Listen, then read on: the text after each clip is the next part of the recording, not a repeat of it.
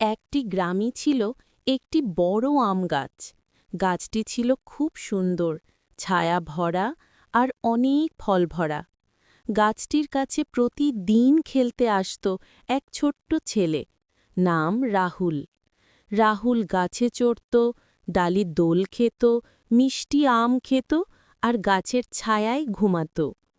গাছও রাহুলকে খুব ভালোবাসত। রাহুলকে কাছে পেলে গাছের মন ভরে যেত। কিন্তু সময় গড়ালো, রাহুল বড় হতে লাগল। একদিন রাহুল গাছের কাছে এসে বলল, আমার অনেক টাকা দরকার, আমি বাজারে কিছু কিনব।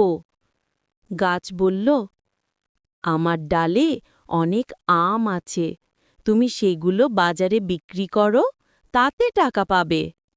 রাহুল খুশি হয়ে আমগুলো নিয়ে চলে গেল। গাছ খুব আনন্দ পেল, কারণ সে তার বন্ধুকে সাহায্য করতে পারল। বছর কয়েক পর রাহুল আবার এলো। সে তখন অনেকটা বড় হয়ে গেছে।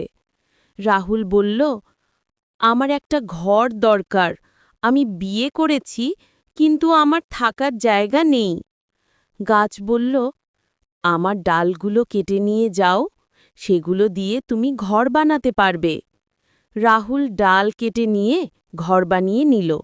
গাছ খালি হয়ে গেল, কিন্তু খুশি ছিল, কারণ সে রাহুলকে আবার সাহায্য করতে পারল। আরও কয়েক বছর পর রাহুল ফিরে এলো। এবার তার মুখে দুশ্চিন্তার ছাপ। সে বলল, আমি দূরে কোথাও চলে যেতে চাই, আমার একটা নৌকা দরকার। গাছ বলল, আমার কাণ্ড কেটে নিয়ে যাও, তাতে তুমি নৌকা বানাতে পারবে। রাহুল কাণ্ড কেটে নিয়ে নৌকা বানালো আর দূরে চলে গেল। গাছ তখন প্রায় ফাঁকা হয়ে গেল। অনেক অনেক বছর কেটে গেল। রাহুল তখন খুব বৃদ্ধ, তার শরীরে আর শক্তি নেই, হাঁটতেও কষ্ট হয়। সে আবার গাছের কাছে এলো, কিন্তু তখন গাছ কেবল এক টুকরো গুঁড়ি। গাছ মৃদু কণ্ঠে বলল, আমার আর কিছুই দেওয়ার মতো নেই, আমি শুধু এক টুকরো গুঁড়ি হয়ে গেছি, তবে তুমি চাইলে আমার ওপর বসে বিশ্রাম নিতে পারো।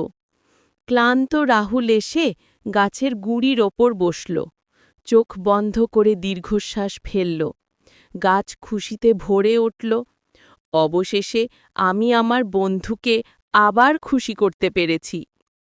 শিক্ষণীয় বিষয় হল, গাছ যেমন নিঃস্বার্থভাবে দিয়েছে, আমাদের মা বাবাও সারা জীবন আমাদের জন্য ত্যাগ করেন। তাই তাদের সব সময় ভালোবাসতে ও সম্মান করতে হবে। আমাদের গাছপালা ও প্রকৃতিকে ভালোবাসতে হবে, কারণ তারা আমাদের অক্সিজেন, ছায়া আর খাবার দেয়।